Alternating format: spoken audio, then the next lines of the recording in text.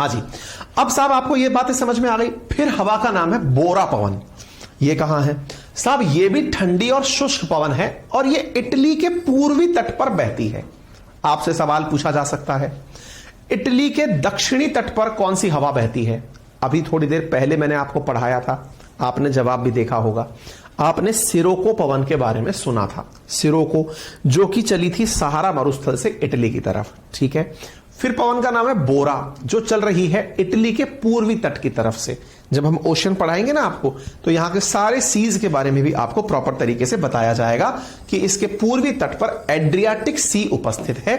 ये वहां के तट से बहने वाली हवा है। ये पवनें भी क्या करती हैं? ये भी शीत ऋतु की तीव्रता को बढ़ा देती हैं, ठीक है। तो बोरा पवनें क्या कर रही हैं? ठंड को बढ़ा रही हैं। आपसे पूछा जा सकता है फोन पवनें क्या करती हैं? देखो, अभी तो मुश्किल से आपने 7-8 पवनें पढ़ी हैं, पुरानी पवनें आप भूलना भी शुरू कर चुके होंगे। कमेंट बॉक्स में जल्दी से बताओ, अमेरिका में चलने वाली पवन का नाम क्या था? जल्दी से बताओ। इस तरह से प्रश्न जब पढ़ा रहे होते तब बड़ा आसान सा चल रहा था। अब थोड़ा सा समय निकला है, फिर आपको डाउट होने लगेगा। बताइए,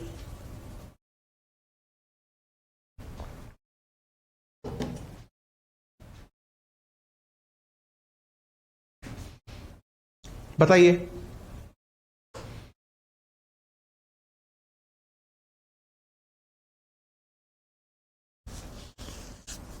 अमेरिका में चलने वाली पवन का नाम क्या था?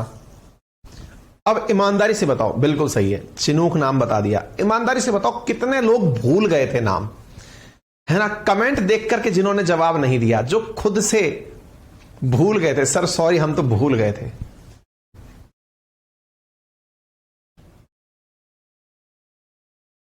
बहुतों ने तो लिख दिया, लेकिन ईमानदारी से जो मुझे कहेगा कि सर मैं भूल गया था, मैं बस मतलब कमेंट देखकर याद आया, मेरे दिमाग में से निकल गया, जो बालक ये कहेगा कि हां सर मेरे साथ हुआ था, वो ऑनेस्ट कहलाएगा। ये तो मैं कह सकता हूं कि सबको एक बार में याद नहीं आया।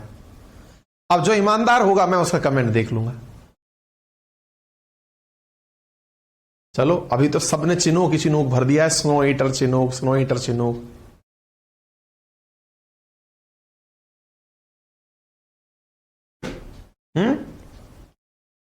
आने लगे कुछ कमेंट कि हां सर मैं भूल गया था,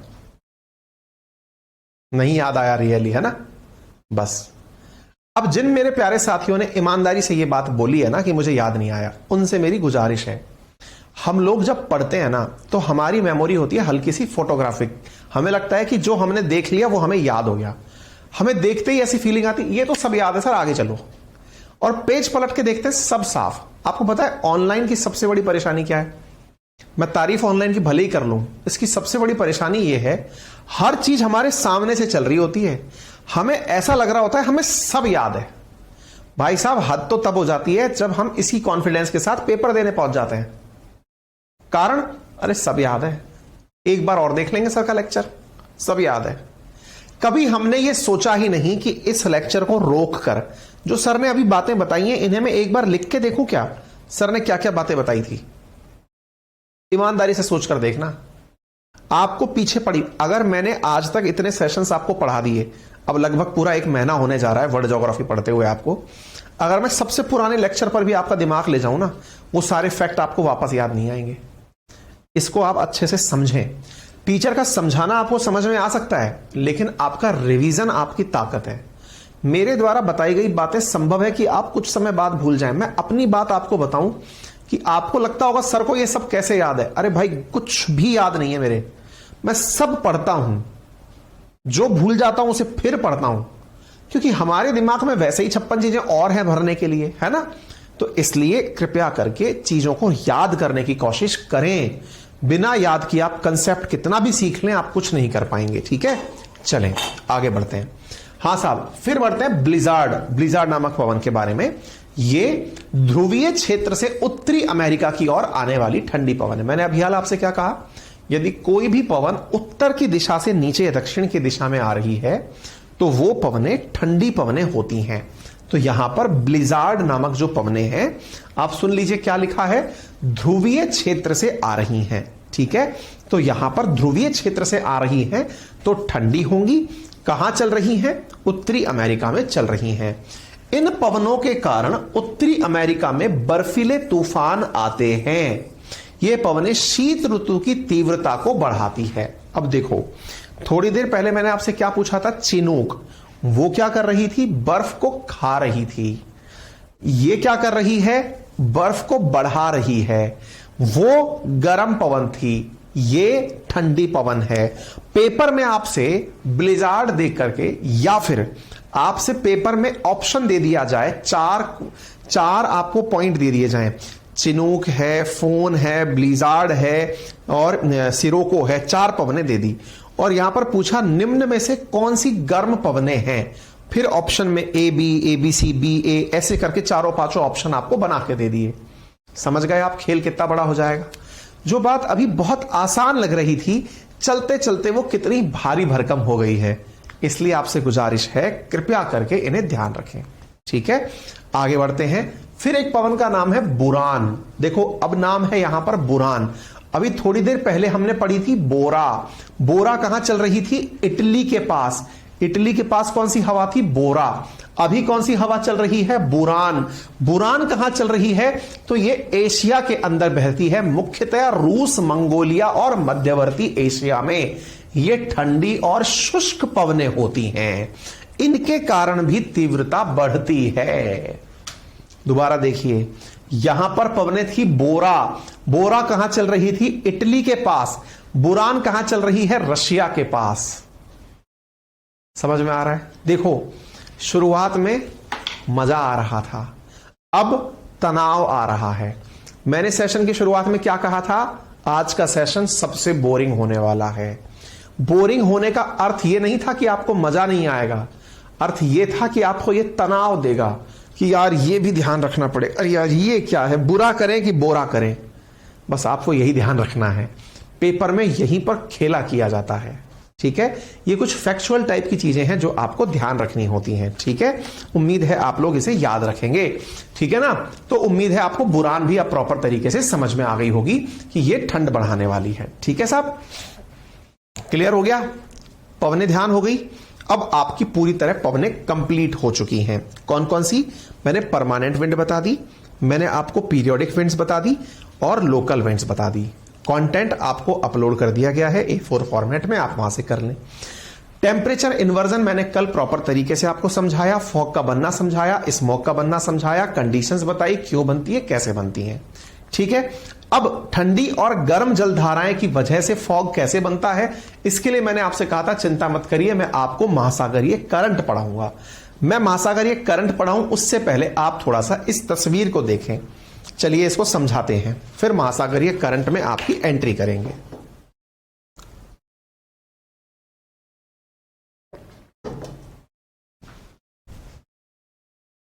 हाँ जी, चलिए सुनते हैं साहब। अगर हमसे यह पूछा जाए कि दुनिया में सबसे ज्यादा मछली उत्पादन कहां होता है, यह सुनने में एक बार के लिए रटने जैसा सवाल लगता है।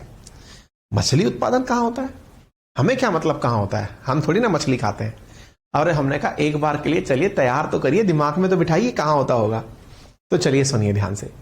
दुनिया में जब भी ठंडी और गर्म समुद्री जलधाराएं आपस में मिलती हैं, जलधाराओं को अंग्रेजी में करंट कहते हैं।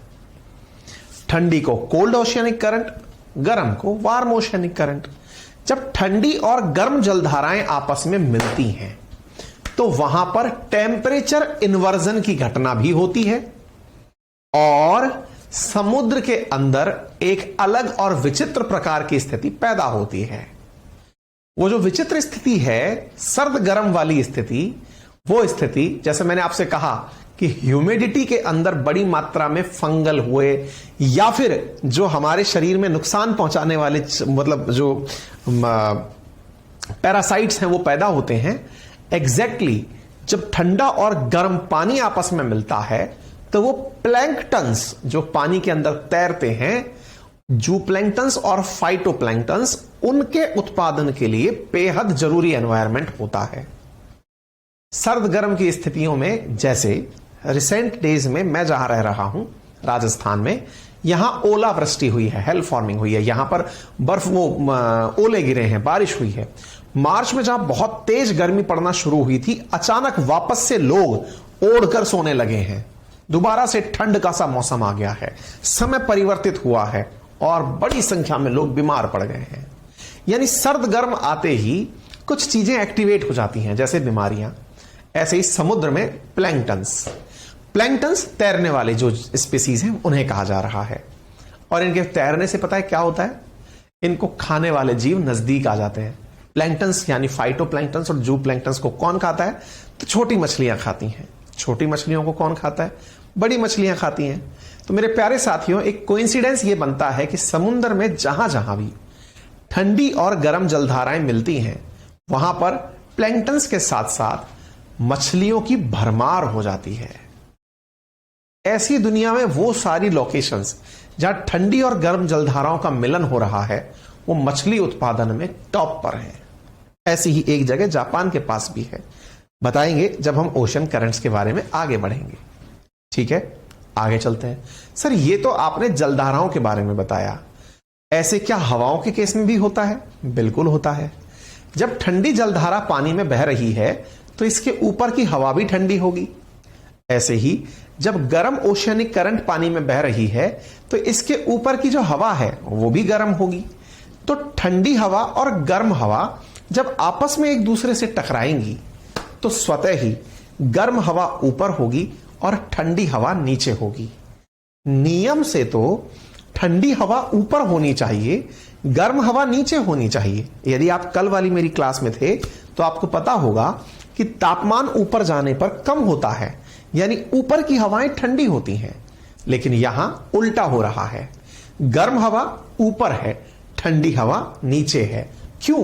क्योंकि जलधाराओं के ऊपर बैठकर हवाएं एक दूसरे के नजदीक आ रही थी, गर्म हवा और ठंडी हवा। जब दोनों एक दूसरे के नजदीक आ रही थी, गर्म की नेचर है कि वो जल्दी ऊपर उठ जाती है क्योंकि हल्की होती है।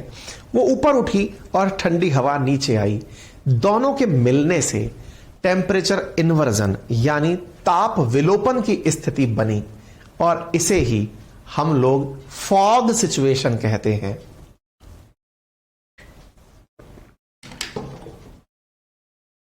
इसी वजह से जहां गर्म और ठंडी समुद्री जलधाराएं मिलती हैं, वहां टेम्परेचर इन्वर्जन की स्थितियां भी बनती हैं, जिस वजह से वहां पर कोहरा बनने लगता है।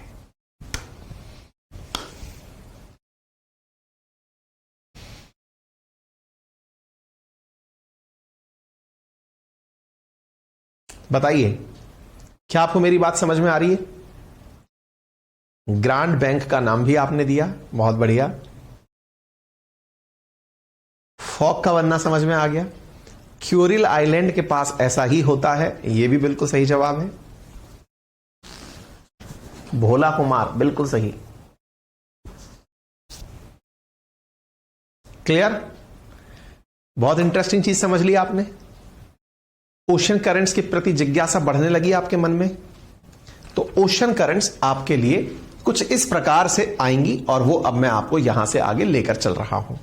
मेरे प्यारे साथियों, समुद्र के पानी का चलना ओशन करंट्स कहलाता है। क्या समुद्र का पानी वाकई में चलता है सर?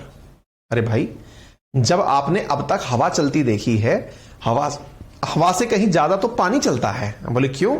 इसे तो प्रेशर बहुत अच्छे से समझ में आता है। जहां ज्यादा पानी होगा वहां से कम पानी की तरफ बहेगा।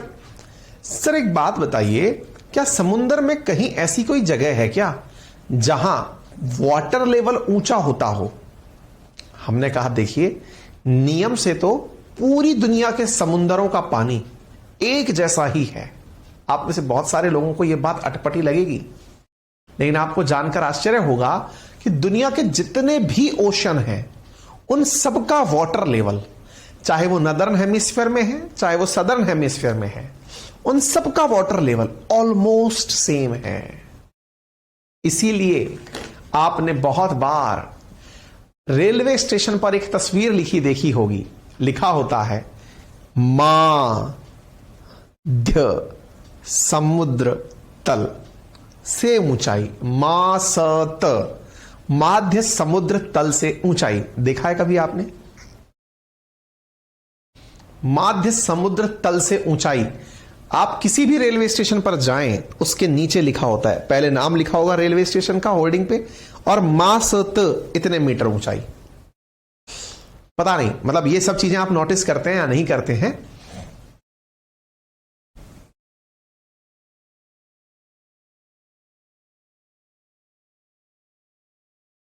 समझ में आ गया? इसी कारण